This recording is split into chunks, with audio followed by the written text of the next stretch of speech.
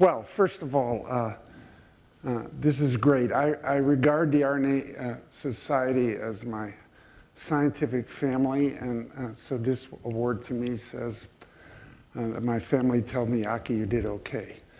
And I can't think of any award that I'd rather have or have ever gotten. This is great. So thank you. So it's traditional at these award ceremonies for somebody to talk a little bit about where they're from and what they've done. You've heard a little bit about it. You heard actually quite a lot from me already, so I want to keep this short because we got a party coming up. So, that says Mac. I wonder if that's it.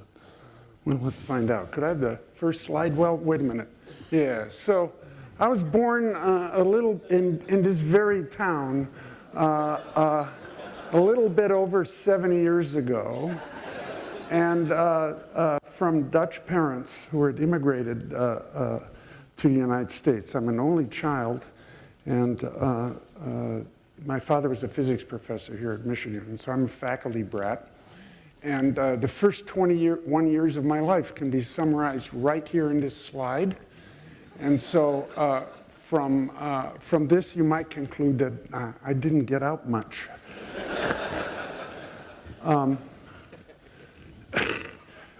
I first heard about RNA in the building where it says college when I was I guess I was a second semester of my junior year. So RNA wasn't very well known about that. Nowadays you hear about it in high school, but at that time it was a not very well known compound. And so I was taking a course on advances in a field that later became called molecular biology, a topics course, and it seemed kind of interesting. But it wasn't until the fall of next semester, first semester, senior year, and I thought, well, I'll go to graduate school. And somebody told me that it was a good idea to put on your graduate student application something you were really interested in scientifically. And so that was the moment when I decided, you know, I'll pick RNA. And so I wrote that I was going to be interested in doing future work in the RNA field. I didn't know anything about RNA at the time, but I was just doing it. So what I thought I'd do is tell you, because I still remember, why I decided at that moment to decide to work in RNA. And, you know, not being somebody who's determined, I actually did what I said I was going to do. So here is, at least the best I remember it, the reasons. Okay, so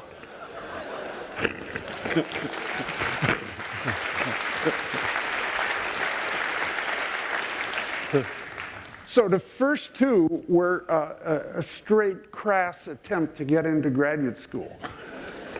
So RNA was clearly on the cutting edge, and I figure it was better than saying I was interested in intermediary metabolism or something like that, because that probably wouldn't get me in.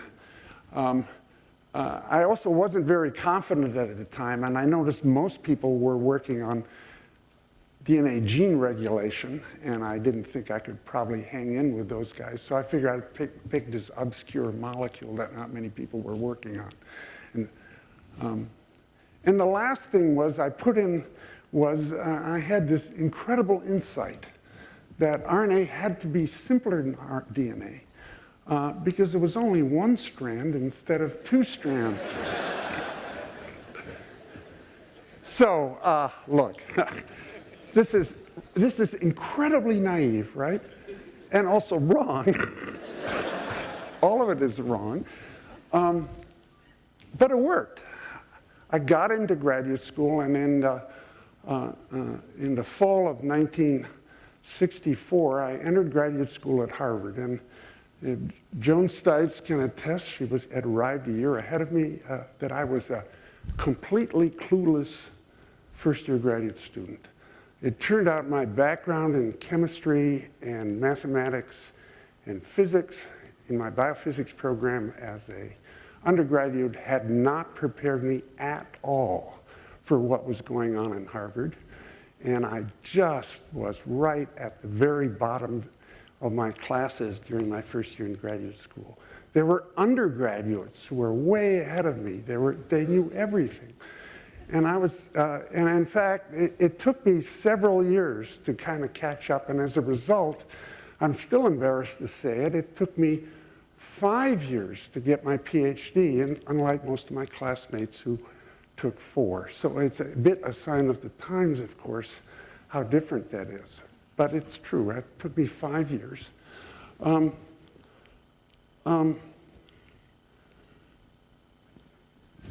These are Paul Doty on the left and Ignacio Tinoco were my 2 advisors. So Paul Doty was my thesis advisor, and Ignacio Tinoco at Berkeley, where I went in 1969 till 1971, and was my postdoctoral advisor. Now, I think probably there are many people in this audience who have heard of Nacho Tinoco, and some of you, he doesn't go to meetings much, but many of you have met him. So he's been working on RNA his whole career, or practically his whole career, and he's still working on RNA, works on translation in Berkeley. But I doubt there are many people in this room who ever really heard of Paul Doty. And Paul passed away in last year, at the end of last year, at age 91, and had an absolutely remarkable career. He founded 2 departments at Harvard and had 2 careers, really. But he was very important for all of you. For example, in his lab, it was discovered that you could take double-stranded DNA and denature it and renature it, which wasn't obvious. Most people didn't think that could be done. So this was done in the 50s. He also showed that GC pairs were more stable than AT pairs, which some of you probably know. And maybe the most important for this crowd, his lab was the first one to show that a single-stranded RNA molecule was mostly helical. And he correctly deduced that this was because of fold-back base pairing that was forming, which he started calling secondary structure. Okay, so this is all pretty basic, and yet I doubt many of you have heard of him or know what his career is. And so that kind of brings me to, I'm going to give you some conclusions, and I've got them in red. My first conclusion of this talk, which is that, and that fame is fleeting, but of course all of you are working on what Paul Doty did. And you know, the same thing will happen to me in 30 years from now at the RNA Society. Nobody will have heard of anything I've done. And I'm okay with that. And one reason I'm okay with that is 30 years later, nobody will heard of any of you. But the fact of the matter is that the thing I really love about this field is the stuff we're doing. You know, we're all dependent on what Paul Doty's lab did in the 1950s. And I think everything you guys are doing and we did in our lab, same thing. And so that's what I find wonderful about doing science, is this idea that it really in the end isn't about us, but it's what we accomplish. And there are very, very few fields that are like that. Okay, in 1971, I became an assistant professor at the University of Illinois, in the biochemistry department, University of Illinois in Urbana. Here's an early group picture of the crowd in 77. And this period represented what I considered the first phase in my research career. Actually, when I saw these long lists of my accomplishments, I couldn't quite believe it because that's not the way I think of what I do. There are really just two things that happened.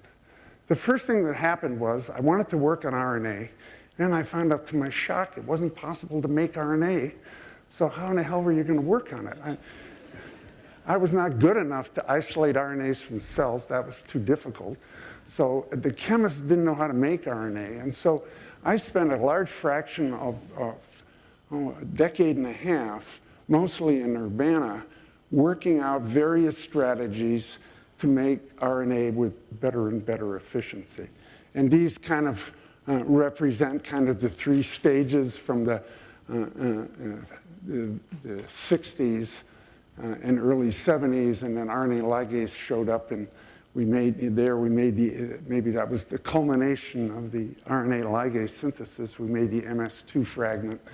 But then in the early 80s, T7 RNA polymerase came along. I ought to say, people give me credit for inventing the use of T7 RNA polymerase. That's nonsense. I mean, the gene was cloned by John Dunn and Bill Studier, and actually it was Tom Maniatis who was his papers were what inspired me to start using this enzyme. So I think the main thing we contributed that I got a lot of credit for was just putting out some good, careful protocols to convince people that, this really did work. And so I think that there might be a lesson in there somewhere. Anyway, so by the mid-80s, we really did know how to make RNA, and it wasn't really much fun anymore to make more sense. We had to do something. This kind of led me to the next phase of my career, which I call doing stuff with RNA. And that roughly coincided with Tom Check recruiting me to the University of Colorado. I'd known Tom when he was a graduate student in Berkeley, and he said, it'd be really great if you came out here. And he had several sly ways to recruit me that you can ask me about later. But so I went out in '86, and the idea was that what do I mean by doing stuff? Well, for me, doing stuff meant what we call structure-function experiments. So here's kind of the drill in structure-function experiments. You can read it. But the point was that as somebody who was kind of interested in RNA in general, it didn't really matter what structure-function experiments, what RNA you performed these on. So I just cast around looking for what we called in the lab systems, and then we would do our thing on those systems. And so, so I have a little advice about choosing systems, because I did it many times. So it's very important not to make the systems too simple. And the reason for that is that nobody will be interested if you make it too simple. But if you make it too complicated, things get more complicated as you work. And so it's very important to not have a too complicated system. The other point is that it's very important to do stuff that other people are interested in. So, and on the other hand, if it's too interesting, well, then they start working on it, and there's a good chance they'll be better at it than you are. And anyway, so we ended up in my career doing 6 systems. There they are. The one thing you can say is that once we got our teeth onto something, we tended to stick with it. So now I can tell you kind of important things that I learned doing all this. So not the scientific conclusions, you heard some of that on Tuesday, how kind of things, but just general things that I learned. Okay, so the first one is doing structure-function studies is a lot more fun than doing function-structure studies. So maybe you don't know what a function-structure study is. A function-structure study is when you don't know the structure. And you're doing biochemical experiments, making mutants, changing things, and you're guessing somehow what the structure is. That's what we started out doing in all these systems. No structures. But it turns out if you know the structure, the experiments get much more interesting. That wasn't our initial feeling. Our initial feeling was, God, once we get the structure, our life is over. We know it. We better switch systems. But it turns out that's not true at all. And, God bless them, the crystallographers, because they kind of go out and they kind of solve structures. And then it's just getting interesting. And the crystallographers stop working in the field and they go off and solve another structure. And so they leave all that good stuff behind that we can work on. And so, I have to thank all the crystallographers who have worked on the systems I've worked on. It's been really, each one of these structures is a major gift. And I've learned a lot. The other thing, of course, from doing structure function studies, what I always like to see is you can't see delta G, right? So that the point is, it's still, even you see the structure, your life is not over because you can't tell from that structure what's going on. You got to do functional experiments. And so that's, in fact, what I spent most of my career on, peering into the structures, making variants, testing what happened, checking ideas.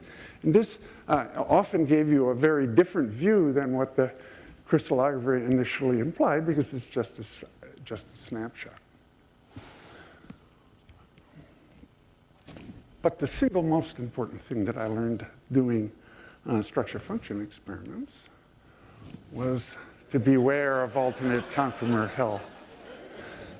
Okay, so this is this issue that an RNA molecules are often, when you isolate them, are inactive, and they're in equilibrium. They're a mixture of conformations, the active form and the inactive form. And you're only interested in the active form. And this property of having multiple conformations is common. It's because of the deep folding landscape on RNA. And most of the time, when you first come across this, you say, oh, how interesting, an alternate conformer, there must be some biology to it. But most of the time, that's not true. You're not so lucky. And it's just a denatured form of some form. And so I think of alternate conformer hell as being in two flavors. The flavor which are defined by how fast the alternate conformer is exchanging between the active conformer. So if the exchange rate is slow compared to what you're working on, then what you see is, well, part of the RNA you work on, it just isn't active. And you could say, well, no biggie, I'll just work on the active part. But the problem is that if you're going to change the buffer or make a mutant or do something different, something happens, you never know if it's going to affect that equilibrium on the left that you don't care about, or whether the mutant you're making is affecting the other equilibrium.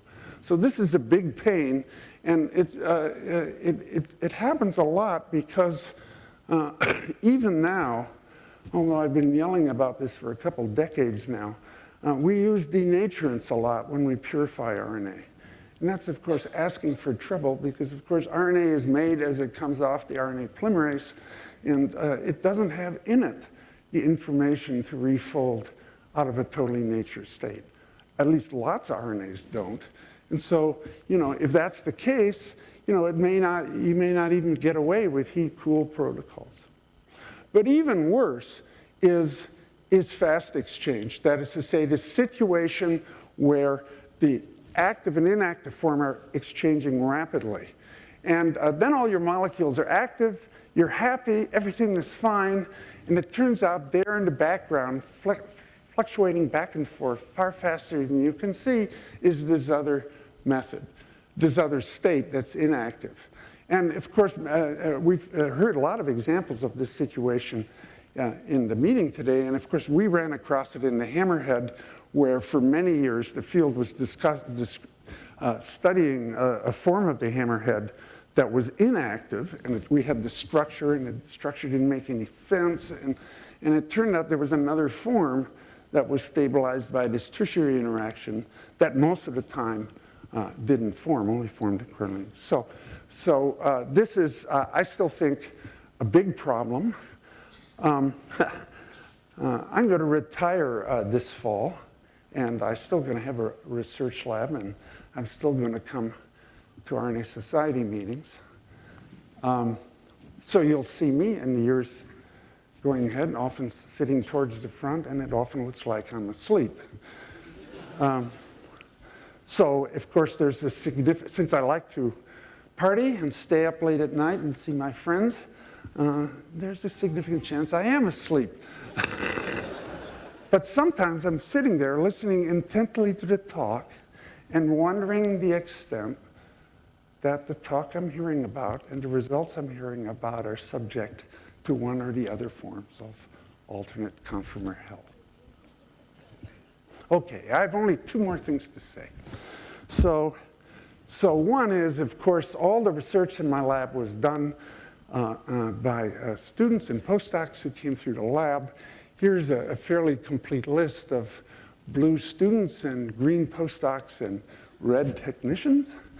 And quite a few of these people are here in the audience.